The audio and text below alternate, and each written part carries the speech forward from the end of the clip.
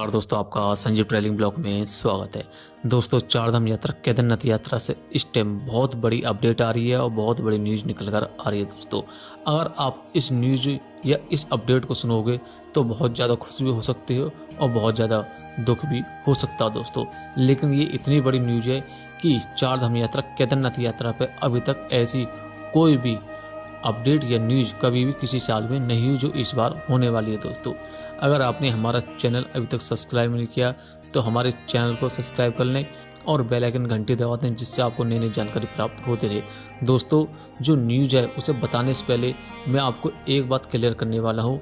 जो आपको ये न्यूज़ दी गई है वो क्यों दी गई है और ये इतना बड़ा अपडेट क्यों लाया गया।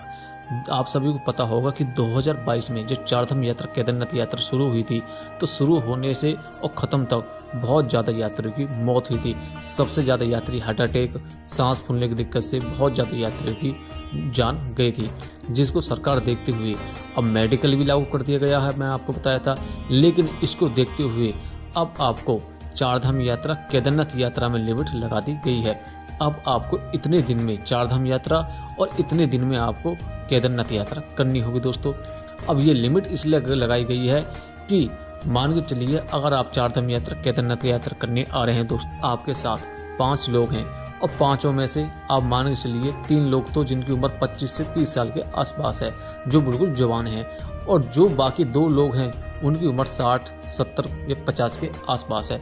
तो क्या होगा, जिनकी उम्र कम है उनकी क्षमता ज़्यादा होगी चलने फिरने की, तो वो क्या करेंगे, वो जल्दी करेंगे। मान के चलिए आप अगर मैं केदारनाथ यात्रा करता हूँ और तो मेरी उम्र मान के चलिए 25 साल है तो मैं जल्दी यात्रा करूँगा। लेकिन जो मेरे पीछे जो मेरी फैमिली वाले हैं जिनकी उम्र 50 या 60 साल है वो भी मेरे संग पीछे जल्दी के चक्कर में बहुत ज़्यादा परेशान हो जाएंगे। हो सकता है उनको हार्ट अटैक की प्रॉब्लम हो जाए, कुछ और प्रॉब्लम हो जाए, जिससे बहुत ज़्यादा परेशानी हो सकती है। इसलिए सरकार ने लिमिट लगा दी गई है। दोस्तों हम आपको एक एक करके पूरी लिमिट बताने वाले हैं कि आपको चारधाम यात्रा कितने दिन में करनी होगी, केदारनाथ यात्रा कितने दिन में करना होगा। लेकिन अगर आप मान के चलिए, अगर सरकार ने जो आपको लिमिट बताई है, अगर ये लिमिट ज़्यादा हो जाती है कोई दिक्कत नहीं है, ठीक है। अगर आप इस लिमिट से कम दिनों में यात्रा करके वापसी आ जाते हो तो आपको बहुत बड़ा जुर्माना लग सकता है। दोस्तों सबसे पहले बात करते हैं चारधाम यात्रा। अगर आप पूरे चारधाम यात्रा करते हो तो पूरी चारधाम यात्रा करने के लिए आपको 10 दिन तय किए गए हैं। अगर आप 10 दिन से पहले अगर चारधाम यात्रा या पूरी चारधाम यात्रा करके वापसी आ जाते हो तो आपको बहुत ज़्यादा जुर्माना लग सकता है। आपको कम से कम पूरे 10 दिन पूरे तय करके आने होंगे। पूरे 10 दिन में आपको चारधाम यात्रा करनी होगी। अगर आप 10वें, 11वें, 12वें दिन यात्रा करके आते हो तो आपको कोई दिक्कत नहीं है दोस्तों, ठीक है। एक धाम के लिए 3 दिन तय किए गए हैं। दोस्तों अगर आप एक धाम करते हो, मान के चलिए आप केदारनाथ यात्रा करते हो केवल वैसे, तो आपको 3 दिन में ही पूरी यात्रा करनी होगी।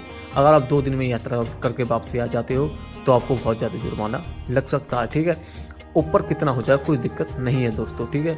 2 धामों के लिए 5 दिन तय किए गए हैं।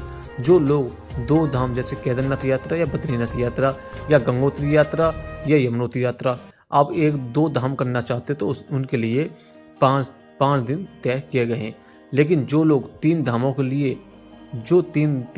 लिए यात्रा करना चाहता है उनके लिए 7 दिन रखे गए हैं। दोस्तों 4 धामों के लिए 10 दिन तय किए गए हैं, जो मैं आपको बता दिया। दोस्तों ये ऐसा शेड्यूल है दोस्तों, आपको इन्हीं दिनों में यात्रा करनी होगी। दोस्तों ऊपर कितने दिन हो जाए कोई दिक्कत नहीं है, लेकिन नीचे दिन नहीं होने चाहिए। मान के चलिए चारधाम यात्रा 10 दिन तय किए गए हैं तो आपको चारधाम यात्रा 11, 12, 14, 15 दिन हो जाए कोई दिक्कत नहीं है।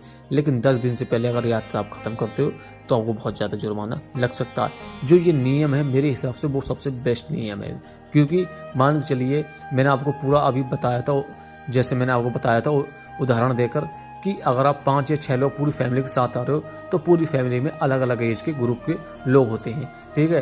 जिनकी उम्र बहुत कम होती है, मान चला 18, 20, 25 साल को, तो वो क्या करते हैं, वो जल्दी अपनी जो पूरी फैमिली खींचते हैं कि जल्दी से यात्रा खत्म हो जाए और हम अपने घर चले जाएं।